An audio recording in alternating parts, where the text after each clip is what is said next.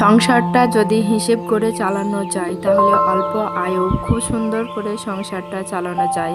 সাথে থাকছে আমার এ মাসের 16,000 টাকার বাজেট প্ল্যান। আসসালামু আলাইকুম, সবাই কেমন আছেন? আশা করছি সবাই ভালো আছেন ও সুস্থ আছেন। আমি শিল্পী, আমি নদীয়া জেলা ছোট্ট একটা গ্রামে থাকি। আবারও নতুন একটা দিনে নতুন একটা ব্লগ ভিডিও নিয়ে চলে এসেছি আপনাদের মাঝে। আশা করছি আজকের ভিডিওটি আপনাদের কাছে অনেক বেশি ভালো লাগবে, তাই প্রত্যেক দিনের মতো অনুরোধ করছি ভিডিওটি না টেনে সম্পূর্ণ দেখার জন্য লাইক সাবস্ক্রাইব করে। তো ভিডিও শুরুতেই আজকে আমি রান্না বান্না থেকে শুরু করেছি, সাথে ইফতারটাও বানিয়ে নেব। তো এখন যেহেতু রোজার মাস, তো কাজ তেমন একটা করছি না। সংসারে যে কাজগুলো থাকে আসলে প্রত্যেক দিনের টুকটাক, তো সেই সব কাজগুলো করছি। সাথে ইবাদত, তো আল্লাহর ইবাদত তো করতেই হবে। সারা মাস যেমনই করি না কেন, বছরের এই একটা মাস অন্তত আল্লাহর ইবাদতে মগ্ন দিই। সাথে যে ছোটোখাটো চোখের গোনা, হাতের গোনা, পায়ের গোনা যাই বলেন না কেন, তো সেগুলো থেকে একটু বিরত থাকবেন। বিশেষ করে হয়তো গীবত গাওয়া, তো আমি সে হারে কারোর কাছে বসি না। তো যাই হোক, এই তো আমার তরকারিটা রান্না হয়ে গিয়েছে। দেশি চিংড়ি মাছ, সাথে একটা বেগুন, একটা আলু আর একটা সজনে ডাঁটা দিয়ে আমি মানে মাছটাকে রান্না করে নিয়েছি। আর যাই বলি, এক তরকারি ভাত করেছি, কিন্তু খেতে সত্যি খুবই ভালো হয়েছিল। সাথে শসা থাকলে তো আমাদের আর কোনো তরকারি লাগে না, এক তরকারি দিয়ে ভাত খাওয়া হয়ে যায়। তো যাই হোক, এতে এখন চলে এসেছি আমার 16,000 টাকার যে এ মাসে বাজেট প্ল্যান ছিল, তো সেটাই আপনাদের সাথে একটু শেয়ার করেছি। 16,000 টাকাই হয়নি, কিন্তু আরও 1,500 টাকা লেগেছিল। তো যাই হোক, হিসাবটা আপনাদের সাথে একটু তুলে ধরেছি। তো যাই হোক, আমি যেহেতু গ্রামে থাকি, আমার তেমন একটা খরচা হয় না। তবে যারা শহরে থাকেন আর কি, তো ওনাদের তো ঘর ভাড়া, এক্সট্রার আরও অনেক খরচা থাকে। তো যাই হোক, আমার মতো যারা নিম্ন মধ্যবিত্ত আয়ের মানে হাউস ওয়াইফরা আছেন, তো তাদেরকে বলছি আপনারা প্লিজ সংসারটা চালাতে বসে একটু হিসাব করে নেবেন। দেখবেন হিসেব করে যদি আপনি সংসারটা চালান, তাহলে আপনি অল্প টাকাতেও খুব সুন্দরভাবে সংসারটা চালাতে পারবেন। এবার সবার সংসারে একই খরচা হয় না, কারো সংসারে একটু বেশি, কারো সংসারে একটু কম।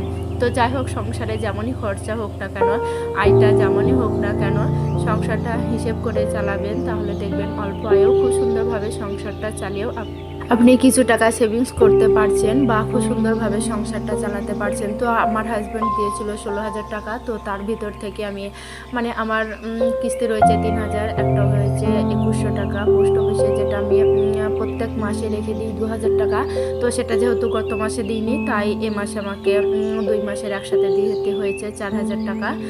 তো তারপরে রয়েছে আরিজার স্কুলের মাইনে প্লাস টিফিন আর সুরজের মাইনে আমি এ মাসে দিইনি, বলেছি সামনের মাসে একসাথে করে দিব। তো যাই হোক, আমার হাজব্যান্ড যখন যে মাসে টাকা দেয়, আমি সেই টাকা থেকেই মানে হিসেব করে নিই যে আমাকে কোথায় কত টাকা দিতে হবে বা কেমনভাবে সংসারটা চালাতে হবে। তো আমার হাতে যখনই টাকা আসে, তো টোটাল আমি একটা মাসের হিসেব করে নিই, আর আমি সেই হিসেব থেকে সংসারটা মানে সুন্দরভাবে চালিয়ে নিই। তো যাই হোক, আমি যখন দেখি যে আমার এই মাসে হয়তো কিছু টাকা আমি সেভিংস করতে পারবো, তখনই হয়তো সেই মাসে আমি কিছু কেনাকাটা করে থাকি। 16,000 টাকার ভিতর থেকে আমার যে খরচাটা হয়েছিল, সেখান থেকে 4,400 টাকা ছিল। আর আগে যে আমি একটা জিনিস বন্ধক দিয়ে আমার সুরজকে আমি স্কুলে ভর্তি করেছিলাম, প্লাস ওর বই খাতা কিনেছিলাম, তো সেখান থেকে আমার 1,500 টাকার মতো ছিল। তো সেই নিয়ে আর এই 4,400 টাকা নিয়ে আমার 5,900 টাকা হয়েছিল। লাস্টে যে 1,500 টাকা লক্ষ্মী ভাণ্ডার দিয়েছিল, তো এই দিয়ে আলহামদুলিল্লাহ আমি আমার সংসারটা খুব সুন্দরভাবে চালিয়ে নিতে পেরেছি। তো যাই হোক, আপনাদের মাঝে তো আমি শেয়ার করেছি আমি যখন বাজার করেছি বা যা রান্না করেছি, আমি সবই কিন্তু আপনাদের মাঝে শেয়ার করেছি। তাই বলছি যে আমি কিন্তু খুব সুন্দরভাবে 7,500 টাকায় খুব সুন্দরভাবে আমি সংসারটা চালাতে পেরেছি আলহামদুলিল্লাহ এই পর্যন্ত। তো যাই হোক, আমার হাজব্যান্ডের টাকা দেওয়ার টাইম হয়ে গিয়েছে আলহামদুলিল্লাহ। তো সেই কারণে আমি বাজেট প্ল্যানটা দিয়ে দিয়েছি। আর এর আগেও তো আমি বলেছিলাম যে আমি এই 6,000 টাকায় সংসারটা চালাতে পারি কিনা দেখবো। তো যাই হোক, সেটা দেখেই আপনাদের মাঝে শেয়ার করেছি যে আমি মানে যেখানে 10 থেকে 12,000 টাকায় আমি সংসারটা চালাতাম, তো সেখানে আমি টার্গেট নিয়েছিলাম যে আমি 6,000 টাকায় সংসারটা চালাবো। কিন্তু যদি আমরা অসুস্থ না হইতাম, তাহলে হয়তো 6,000 টাকায় আমি সংসারটা চালাতে পারতাম। তো সব কিছু হচ্ছে আপনার নিজের কাছে। তো আমি এখানে আমার বাজেট প্ল্যানটা দিয়েছি, সাথে আমার মতন যারা নিম্ন মধ্যবিত্ত সংসারের মানুষ আছেন, তো তাদের জন্যই মূলত আমার এই কথাগুলো বলা। আমি জানি সবাই সবার কাছ থেকে সুন্দর করে সংসারটা হিসেব করে চালায়, আমি জানি।